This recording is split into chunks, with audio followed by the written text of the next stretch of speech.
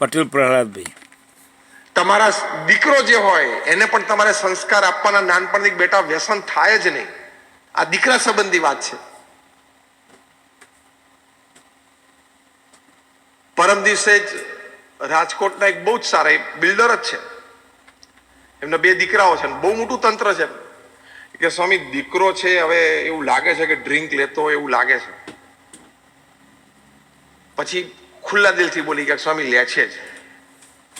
કે સ્વામી જો મારા માતા પિતાને ખબર પડશે, એટલે કે વૃદ્ધ માતા પિતા છે, દાદા દાદી ઘરમાં છે, તો કે સ્વામી એને જે શોખ લાગશે ને એની તો હું કલ્પના નથી કરી શકતો.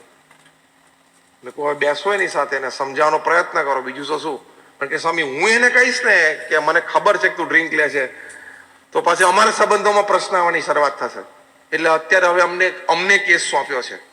એટલે આજે રાત્રે 10 વાગે અમારે ટેલિફોનિક કાઉન્સેલિંગ ચાલુ થવાનું છે. 10 થી 10, 20, 10, 25 નો સમય એની માટે ફળવાયેલો છે આજે. એટલે વી ડોન્ટ માઇન્ડ. અમે તો સંતોની તો એ સમાજમાં જવાબદારી જ છે અને અમારી સંતોની એ સેવા જ છે. પણ જો આવું થઈ જાય, ભારતમાં અત્યારે રોજના 2000 લોકો તમાકુના કેન્સરથી મરે છે. રોજના 2000, એટલે દર કલાકે 82. આપણે સભાની મેં પ્રવચન શરૂ કર્યું, એક્ઝેક્ટ 45 મિનિટ થઈ, 7:15 થી 8, એટલે 70 લોકો મરી ગયા તમાકુના કેન્સરથી. બીજા બધા કેન્સર તો ઠીક છે, ઘણા બધાના તો 70 માંથી કદાચ 15-25 તો એવા હશે કે મૃત્યુ પામે એટલે આખો પરિવાર હવે પાયમાલ. કારણ કે એક જ અર્નિંગ મેમ્બર હોય ઘરમાં અને મરે એટલે પત્યું. એટલે ગધેડા છે એ તમાકુના ખેતરમાં મોઢા નથી નાખતા. તમે શું કામ નાખો છો એમ કહું છું. તમાકુનું ખેતર હોય ને એમાં ગધેડું મોઢું નાખે નહીં. કેમ? તમે જોજો ચરોતરમાં આખા ખેડા જિલ્લામાં તમે ફરો, તમાકુના ખેતરો છે અને તમાકુના ખેતરને કોઈ દિવસ વાર ના હોય. તમે જોજો. હું તો ત્યાં વલ્લભ વિદ્યાનગર રહ્યો છું 5 વર્ષ, એન્જિનિયરિંગ મેં ત્યાં કર્યું, એટલે આખો ખેડા જિલ્લો ને આણંદ જિલ્લો ફરેલો છું. તમાકુના ખેતરને વાડ હોય નહીં, રોડ પછી ફૂટપાથ ને ફૂટો હોય ખેતર ચાલુ થઈ જાય. કોઈ ઢોર માથું ના નાખે અંદર, ખાય જ નહીં ને. કેમ? ગધેડો પણ સમજે કે આ પેલો હલકટ માણસ છે ને એનો ખોરાક, આપણો ખાનદાનમાં ખોરાક નહીં. International social media Patel Prahladbhai. જય સ્વામિનારાયણ. આ પેલો હલકટ જે પેલો માણસ નહીં ફરતો 2 પગ વાળો, એ આમાં મોઢા નાખે. આપણે ખાનદાન કેવાય, ગમે ત્યાં મોઢા ના નાખાય. એટીટ્યુડ છે એનો. આ તો આપણને એની ભાષા ખબર નથી પડતી. આપણે કહેતા ખાલી ગધેડો તો ખાલી ભોંકે છે, કૂતરો ખાલી ભસે છે, પણ ભવિષ્યમાં સાયન્સ પ્રૂવ કરશે કે there is also a language there. અમુક લેંગ્વેજની તો ખબર પડી ગઈ છે, અમુક એના અવાજના ટોન ઉપરથી કે આ બીકમાંથી અવાજ નીકળ્યો છે, અથવા તો એના બચ્ચાઓને જોયા એટલે વાલથી અવાજ કાઢ્યો છે, એવું તો થોડું ખબર પડવા માંડી છે. પણ પશુ પક્ષીઓની આખી એક લેંગ્વેજ બહાર આવશે. તમે જોજો, આઈ ચેલેન્જ એન્ડ ગેરંટી. એ વખતે ખબર પડશે કે ગધેડા 2 જતા હતા અને એ લોકો જે રીતે ભોંક્યા ને એમાં એ લોકો માણસની મસ્કરી કરતા હતા, જો આ પેલાનો ખોરાક આવ્યો એમ. અને આપણને ખબર નથી. પછી એ વખતે એ લોકો એકબીજાને ગાળે દે છે. નહીં, આપણે કોકને આમ ગાળ દઈએ અથવા ખીજાઈએ તો ના કે યાર ગધેડા જેવો માણસ છે, એવું નથી કહેતા. તો કોઈ તમાકુ કોઈ રોડ ઉપર જતો હશે ને આમ ચાવતો ચાવતો, અથવા મોઢાના દાંત કાળા પડી ગયા હશે ને, તો ગધેડા એકબીજાને કહેશે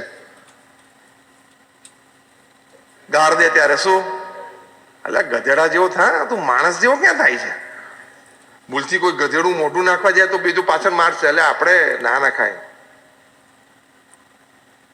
તો તમારે તમારા સંતાનોને આ સંસ્કાર આપવા પડે. આમાં એવું પણ બન્યું છે કે 50 વર્ષ સુધી રોજના 50 ગુટકા ખાતા હોય અને કાંઈ ના થયું હોય એવા પણ પ્રસંગો છે. અને 2-4 ગુટકા ખાતા હોય 4 વર્ષમાં કેન્સર લાગી જાય એવાય પ્રસંગો છે. અમે 2 જોયા છે, તમે જોયા હશે. હવે આખા રેન્જમાં તમારી બ્લડની રિએક્શન સિસ્ટમ શું છે કોને ખબર, ક્યારે લાગી જશે કોને ખબર પડે. અને કેન્સર લાગશે ને તમાકુથી, અને જે દિવસે ડોક્ટર કહેશે ને કે 3rd સ્ટેજ છે, 4 મહિના છે, જે કરવું એ કરી લો, તે દાડે માથા પછાડશો. નજરે જોયેલું છે, નજરે. રાજકોટનો એક પરિવાર, અતિ ધનાઢ્ય પરિવાર, એ પરિવારનો એક વ્યક્તિ, એની ઉંમર 30 વર્ષની, આ હું 1998ની સાલની વાત કરું છું, તે દિવસે રોજના 1000 કિલોનો વહીવટ કરતા. એને ચાંદીના વેપારી હતા. 1000 કિલો ચાંદીનો રોજનો વેપાર હતો એનો 98માં. આખા રાજકોટમાં કોની પાસે મર્સિડીઝ નહોતી ને ત્યારની પાસે મર્સિડીઝ ગાડી હતી. તમાકુના વ્યસને. અમે બહુ વખત એને કીધેલું ભાઈ તું તમાકુ તમે છોડી દો. તો કે સ્વામી નહીં રહેવાય. એક 5 પૈસાની પડીકી એ તમારું કલેજું તોડી નાખે એ તો કે તમારું જીવન છે. અને એક દિવસ સવારે બ્રશ કરતા હતા અને ઉપકો આવ્યો અને લોહીની ઉલટી થઈ. એટલે અલાર્મિંગ, આ શું થયું? એટલે એના પત્નીને એને બોલાયા કે આ મને જો આવું થયું. પત્ની કે આપણે ડોક્ટર પાસે તો જવું જ જોઈએ. એ તરત ડોક્ટર પાસે ગયા. પણ ડોક્ટર પાસે ત્યાં જઈને એમના ફેમિલી ડોક્ટરે કીધું કે આવું થયું. ફેમિલી ડોક્ટરે સામાન્ય તપાસ કરી અને સ્પષ્ટ કહી દીધું કે મને કંઈક મોટી શંકા છે, તમે ઓન્કોલોજીસ્ટને દેખાડો. એટલે રાજકોટમાં એસ્ટ્રોન ચોકમાં ઐશ્વર્ય નામની હોસ્પિટલ, એના ડોક્ટર નીતિન ટોલિયા બહુ સારા ઓન્કોલોજીસ્ટ, એને દેખાડવા માટે ગયા. અને પેલા 2 જ મિનિટમાં કહી દીધું 4th stage cancer, food pipe આખી સડી ગઈ છે, તમારી પાસે મેક્સિમમ મહિનો છે. એ વખતે જેને ચીસ નાખી હતી, આપણને તો ખાલી આ ડોક્ટરે વર્ણન કર્યું, ચીસ નાખી હતી અને ટેબલ ઉપર જે માથું પછાડ્યું હતું ને, તરત સાંજની ફ્લાઇટમાં સીધા બોમ્બે હોસ્પિટલમાં એપોઇન્ટમેન્ટ લીધી અને ત્યાં ફરી વખત રિપોર્ટ્સ કઢાયા. ડોક્ટરે સેમ કીધું 4th સ્ટેજ કેન્સર, આખી ફૂડ પાઇપ સડી ગઈ છે, તમારી પાસે મેક્સિમમ 25 દિવસ. 1998માં વ્યક્તિએ ડોક્ટરને ત્યાં ટેબલ ઉપર 5 લાખ રૂપિયા કેશ મૂક્યા કે ડોક્ટર આ તમારી પર્સનલ ગિફ્ટ, તમે દુનિયાનો સારામાં સારો ઓન્કોલોજીસ્ટ બોલાવો, હું એને ચાર્ટર ફ્લાઇટની ટિકિટ આપું, એને ચાર્ટર ફ્લાઇટ એની માટે વ્યવસ્થા કરું, અમેરિકા, લંડનથી, અથવા આપણે ત્યાં જવું હોય તમે મારી સાથે ચાલો, બધો ખર્ચો હું ભોગવું, મને તમે બચાવો. ડોક્ટરે 5 લાખ રૂપિયા એના હાથમાં પાછા આપી દીધા કે આનું કંઈક દાન પૂન કરી દો, દુનિયાનો કોઈ વ્યક્તિ તમને મહિનાથી વધારે નહીં જીવાડી શકે. એ દરમિયાન અમે 2 વખત એમના ઘરે ગયેલા આશ્વાસન માટે. એના ફેમિલી મેમ્બર્સ કંઈક ફોન કરે, સ્વામી બહુ રડે છે, માથા પછાડે છે. પણ અમે ત્યાં જઈએ, તે બાજુ કંઈક રાત્રિ સભામાં ગયા હોય તો જઈએ, આવીએ, મળીએ, બેસીએ 10 મિનિટ. અને એક દિવસ સવારે વહેલો 7 વાગે ફોન આવ્યો, સ્વામી શ્વાસ સખત રૂંધાઈ ગયો છે. વળી અમે સવારના પોરમાં 7 વાગે દોડ્યા. અમને જોયા ને એટલે એને માથા પછાડે, કંટ્રોલ ના થાય. 5 જણાએ પકડી રાખવા પડે કે સ્વામી મેં શું કરી નાખ્યું મારી જિંદગીનું. અને 29 વર્ષની ઉંમરે 3 નાની દીકરીઓ. અને અમે ત્યાં બાજુમાં પલંગમાં બેઠા હતા, છેલ્લો શ્વાસ લીધો, એમની આંખ પણ મેં જ બંધ કરી. ત્યાં ધામમાં ગયા, મારી સામે જ, 29 વર્ષની ઉંમર. જે દિવસે ડોક્ટર કહેશે ને સાધુ કે ત્યાર તો બહુ વાત મનાય નહીં, કે આ લોકોને તો શું હાંજ પડે બોલવાની ટેવ જ હોય, બોલ કરે કે.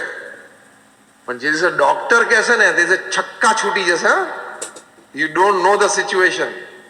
એ દિવસે તમારો પરિવાર, સંતાનો, દીકરા દીકરી, મા બાપ બધું દેખાશે કે આ બધાને મારે છોડીને જવાનું. પણ તે દિવસે પછી કોઈ ઉપાય નહીં. જબ ચીડિયા ચૂક ગઈ ખેત, પછી એનો કોઈ ઉપાય જ નથી. તે દાડ યાદ આવશે, તે દાડ લક્ષ્મીનારાયણ પાર્કમાં ગયા હતા અને નિર્મળભાઈની સ્મૃતિ સભા હતી અને સ્વામી એકવાર વાત તો કરી, તે દાડ વાત માની લીધી હોત તો બહુ સારું હતું. તે દાડે વાત માની લીધી હોત તો સારું હતું ને.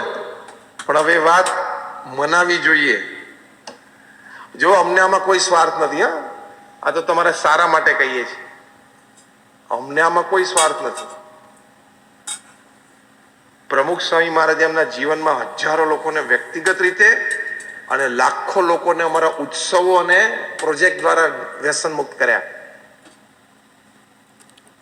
તમારા પરિવારને આ પણ સંસ્કાર. પછી એમાં વ્યસનની સાથે બીજા બધા વ્યસન આવી ગયા, જુગારના અને દારૂના, કારણ કે બધામાં પાયમાલી જ છે. પ્રમુખ સ્વામી મહારાજ એક સરસ વાક્ય બોલતા કે જુગારીઓ કોઈ કરોડપતિ થયો નથી ને થશે નહીં. જુગારીઓ હોય ને કોકોત કરોડપતિ થઈ જાય, શેર બજારમાં સટ્ટો રમી જાય ને તો, અને જો સવડો સટ્ટો પડી ગયો તો.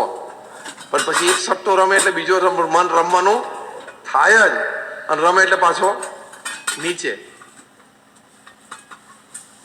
શેર બજારના સુસાઇડની આખી એક કહાની છે. શેર બજારના લીધે આત્મહત્યા. પણ શું હવાના પોરમાં ઉઠીને બધાને પેલો રાકેશ ઝુનઝુનવાલા જ દેખાતો હોય. એટલે તો પછી બધા મુકેશ અંબાણી રાકેશ ઝુનઝુનવાલા થોડે થવાના.